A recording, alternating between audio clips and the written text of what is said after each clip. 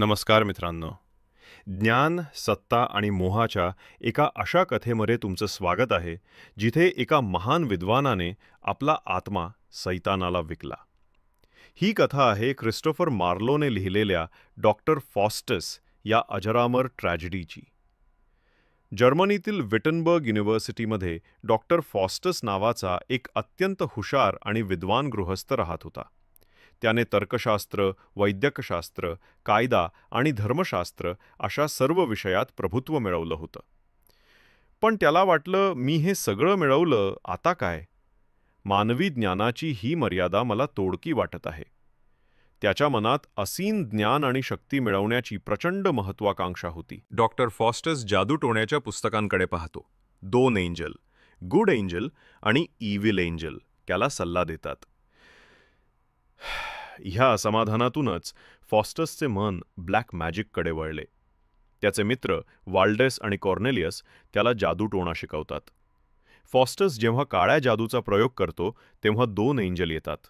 एक चांगला एंजल त्याला देवाच्या मार्गावर राहण्याचा, तर दुसरा बॅड एंजल त्याला अधिकाधिक शक्ती मिळवण्यासाठी सैतानाशी करार करण्याचा सल्ला देतो. फॉस्टस बॅड इव्हिल एंजलच्या बोलण्यावर विश्वास ठेवतो आणि सैतानाला बोलावण्याचा निश्चय करतो. फॉस्टस सैतानाचा दूत मेफिस्टोफिलिसला बोलावतो. एका रात्री फॉस्टसने नरकातून आलेल्या एका शक्तिशाली राक्षसाला मेफिस्टोफिलिसला बोलावले. मेफिस्टोफिलिस सांगतो की तो ल्युसिफरचा नोकर आहे. फॉस्टस त्याला एक प्रस्ताव देतो. मी माझा अमर आत्मा ल्युसिफरला देतो, पण त्या बदल्यात मेफिस्टोफिलिसने 24 वर्षांसाठी माझा नोकर बनून मला असीम ज्ञान, शक्ती आणि जगातील सर्व सुखसुविधा द्याव्यात. फॉस्टस रक्ताने करार करतो. त्याच्या हातावर होमोफ्यूज हा शब्द दिसतो. मेफिस्टोफिलिसने ल्युसिफरकडून करार आणला. फॉस्टसने स्वतःच्या रॅक्स्ताने त्या करारावर सही केली. सही करताना त्याच्या मनात भीती आणि पश्चात्ताप आला. त्याच्या हातावर होमोफ्यूज, मानवा, पळून जा हे शब्द उमटले. पण मेफिस्टोफिलिस त्याला विविध भेटवस्तू आणि जगातील रहस्यांची पुस्तके देऊन त्याचे मन विचलित करतो. फॉस्टस जगाच्या प्रवासाला निघतो आणि त्याची शक्ती क्षुल्लक गोष्टींसाठी वापरतो.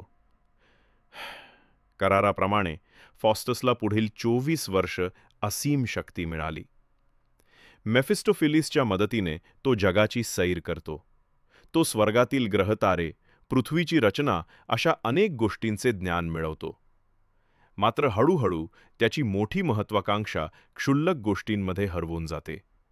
तो आपली शक्ती पोपला त्रास देण्यासाठी, रोमन सम्राटाचे मनोरंजन करण्यासाठी आणि लहान सहान जादूटोणा करून लोकांना फसवण्यासाठी वापरतो.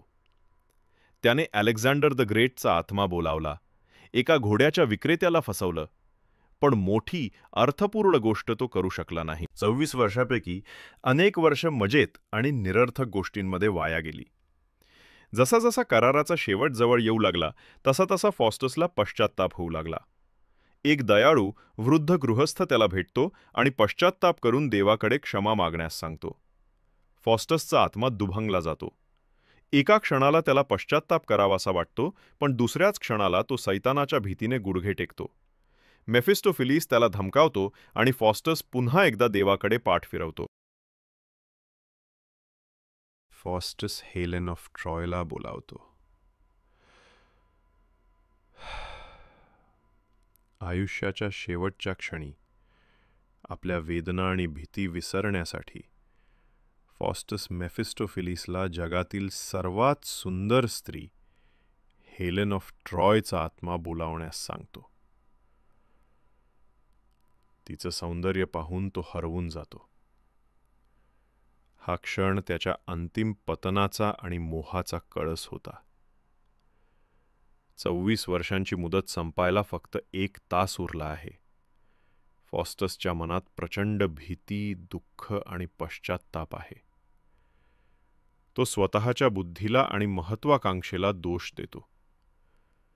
तो देवाकडे एका थेंबभर दयेची भीक मागतो, पण त्याला आता परत फिरता येत नाही. त्याने स्वतःच आपल्या मोक्षाचा दरवाजा बंद केला आहे.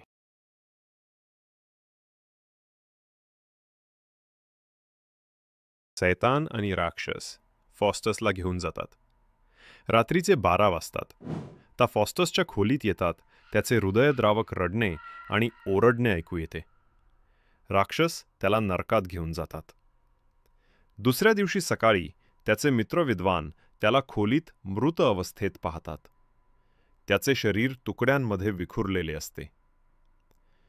डॉक्टर फॉस्टसची कथा आपल्याला हेच शिकवते की मानवी महत्त्वाकांक्षा कितीही मोठी असली तरी आपण आपल्या ज्ञानाचा उपयोग योग्य मार्गासाठी केला पाहिजे.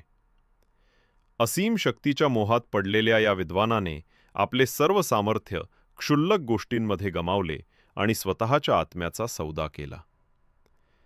जीवनात कोणतीही गोष्ट आत्म्यापेक्षा मोठी नाही. तुम्हाला ही कथा कशी वाटली कमेंट्समध्ये नक्की सांगा. आणि अशाच अजून इंग्लिश लिटरेचर, ड्रामा, पोएम्स व लिटररी क्रिटिसिझमबद्दल ऐकण्यासाठी आपले मॅडनेस फॉर लिटरेरिया चॅनलला सबस्क्राईब करा.